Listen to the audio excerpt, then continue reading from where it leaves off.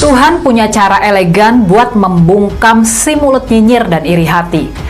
Presiden Jokowi yang selama ini sering diejek sebagai si kerempeng, kelemar-kelemer, plonga-plongo, bahasa Inggrisnya belepotan, kampungan, pokoknya beda 180 derajat deh sama Anies Baswedan yang jago tampil dan jago ngomong itu.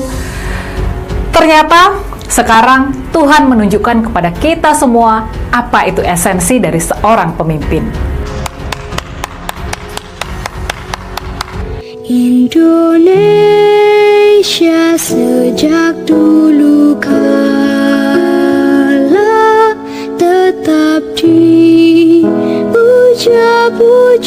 bangsa. Dan yang lebih istimewa lagi, kita menyaksikan gerak-gerik keakraban di antara Jokowi dan para pemimpin dunia itu. Semuanya serba cair, ramah, dan akrab. Sama sekali nggak kaku dan serba protokoler. Kita bisa menangkap kesan itu. Semua pemimpin dunia percaya dan menghormati Jokowi. Bahkan nggak sedikit yang terkagum-kagum sama Jokowi. Dan ini tentu saja bukan tanpa sebab, bukan tanpa alasan. Alasan yang paling utama, sekarang ini Indonesia, negara yang dipimpin Jokowi, kita berdiri tegak sebagai satu dari sedikit negara yang sejauh ini terus mampu bertahan, bahkan tetap bertumbuh di tengah-tengah badai krisis ekonomi dunia, di tengah badai krisis pangan dan krisis energi. Padahal negara-negara lain, negara adidaya sekalipun, Amerika Serikat dan negara-negara maju di Eropa sekalipun, mereka semua sedang sempoyongan. Rakyat mereka bahkan terancam kedinginan di musim dingin tahun ini. Tuhan punya cara elegan buat membungkam si mulut nyinyir dan iri hati. Presiden Jokowi yang selama ini sering diejek sebagai si kerempeng, kelemar-kelemer, plonga-plongo, bahasa Inggrisnya belepotan, kampungan, pokoknya beda 180 derajat deh sama Anies Baswedan. Ternyata sekarang Tuhan menunjukkan kepada kita semua apa itu esensi dari seorang pemimpin. Sejak kemarin, Presiden Jokowi berada di panggung tertinggi dan seluruh dunia menatap kepadanya. Dialah pemimpin di antara para pemimpin dunia. Dialah pemimpin yang memimpin para pemimpin negara-negara besar dunia untuk berdialog, bermusyawarah buat menghasilkan keputusan penting untuk dunia yang bakal mempengaruhi hidup dan masa depan miliaran umat manusia. Si kerempeng, si kelemar-kelemar, si tukang kayu yang sering diejek plonga-plongo, yang bahasa Inggrisnya belepotan itu, kok bisa dia yang sekarang memimpin para presiden, perdana menteri, hingga raja dari berbagai penjuru dunia buat berembuk bersama? Kok bisa ya, Drun? Pasokan energi buat memanaskan pemanas-pemanas ruangan sedang terhambat. Dan mereka nggak punya solusi untuk mengatasi masalah ini. Dan lembaga ekonomi dunia itu, IMF, pantas saja menyebut Indonesia sebagai titik terang di tengah kegelapan. Ketika dunia terguncang, Indonesia memberi bukti bahwa kita bisa mengatasinya. Dan karenanya, pantas juga bahwa para pemimpin dunia menaruh respek yang tinggi kepada presiden kita, Presiden Jokowi. Yang jago tampil dan jago ngomong itu, ternyata sekarang Tuhan menunjukkan kepada kita semua apa itu esensi dari seorang pemimpin.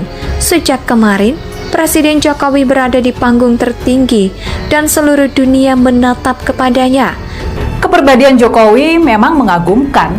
Dia rendah hati, ramah, menaruh respek kepada orang lain. Dia seorang pendengar yang baik dan juga pemberi solusi yang baik. Bukan cuma pemimpin dunia yang pastinya merasakan aura Jokowi itu. Di dalam negeri, orang-orang paling berkuasa, para ketua partai politik, semua merasa nyaman dan menghormati Jokowi.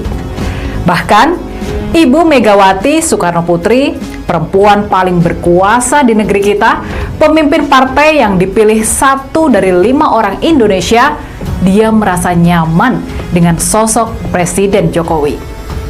Dia memberi dukungan penuh pada Jokowi untuk pemilihan Capres 2024 nanti, Ibu Mega sudah mengindikasikan dia bakal berkonsultasi dengan Presiden Jokowi. Dan kemudian Jokowi pun menjamu MBZ di rumah pribadinya, bukan di restoran mewah atau istana. Itulah simbol kedekatan Jokowi dengan MBZ. Dan keakraban Jokowi dengan para pemimpin dunia lain, dengan Presiden Prancis Emmanuel Macron yang sudah terjalin lama, dengan Perdana Menteri Kanada Justin Trudeau, dengan Presiden Turki Recep Tayyip Erdogan, dengan Pangeran Saudi Mohammed bin Salman, dengan Perdana Menteri India Narendra Modi, dengan Presiden Cina Xi Jinping, hingga Presiden Amerika Serikat Joe Biden. Semua itu terbangun secara alami. Hubungan mereka bukan lagi hubungan resmi di antara dua pemimpin negara, tapi sudah menjelma jadi hubungan persahabatan antar anak manusia.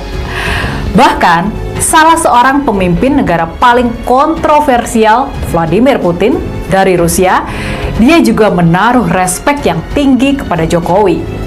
Di bulan Juni lalu, dia bersedia memberi jaminan keamanan kepada kapal-kapal yang mengangkut gandum keluar dari Ukraina, negara yang sedang dia perangi. Sebelumnya, upaya pembukaan jalur ini gagal dilakukan oleh Sekjen PBB Antonio Guterres maupun Presiden Turki Erdogan. Tapi pendekatan halus Jokowi yang khas Jawa mampu menaklukkan hati Putin. Bahan pangan dikirim keluar Ukraina untuk memenuhi kebutuhan pangan negara-negara yang membutuhkan dan rakyat-rakyat yang terancam kelaparan. Maka, dalam perhelatan KTT G20 di Bali, sekarang kita menyaksikan berbagai media internasional menyorotkan lampu kameranya ke arah Jokowi. Beragam artikel ditulis media-media ternama membahas kepemimpinan Jokowi di dunia. Dialah pemimpin di antara para pemimpin dunia. Dialah pemimpin yang memimpin para pemimpin negara-negara besar dunia untuk berdialog, bermusyawarah, buat menghasilkan keputusan penting untuk dunia yang bakal mempengaruhi hidup dan masa depan miliaran umat manusia. Prabowo Subianto, Ketua Partai Gerindra pun demikian. Bahkan, mantan lawan politik Jokowi ini tidak sungkan-sungkan memuji sosok Jokowi di muka umum. Respek yang diberikan Jokowi kepada capres yang 2 kali gagal menang Pilpres itu berbuah penghormatan yang setimpal. Prabowo menjadi menteri Jokowi dan anak buah yang loyal. Bagaimana dengan Surya Paloh? Dia saja, dia yang terpaksa mengambil jalan berseberangan dengan Jokowi, dia mengaku secara terbuka bahwa Jokowi adalah sahabatnya. Dan yang lebih penting lagi, Paloh berharap tetap dianggap sahabat oleh Jokowi. Maka, tak mengherankan kalau para pemimpin dunia pun merasa nyaman dengan Jokowi. Mereka menghormati dan mendengar kata-kata Jokowi. Dan puncak dari bukti-bukti kemampuan diplomasi Jokowi itu kini mewujud dalam sebuah masjid raksasa nan indah di kota Solo, kelahiran Jokowi. Masjid ini hadiah dari Sheikh Mohammed bin Yazid Al Nahyan atau MBZ, Presiden Uni Emirat Arab. Masjid ini diberi nama Masjid Raya Sheikh Yazid, mengenang mendiang ayahnya dari MBZ. Masjid ini seluas 8.000 meter persegi dan menelan dana hingga 300 miliar untuk pembangunannya. Inilah masjid terindah dan termewah di seluruh Nusantara. Yang terpenting, MBZ membangun masjid ini secara khusus di kota Solo sebagai hadiah persahabatan untuk Presiden Jokowi, orang yang sangat dia percaya.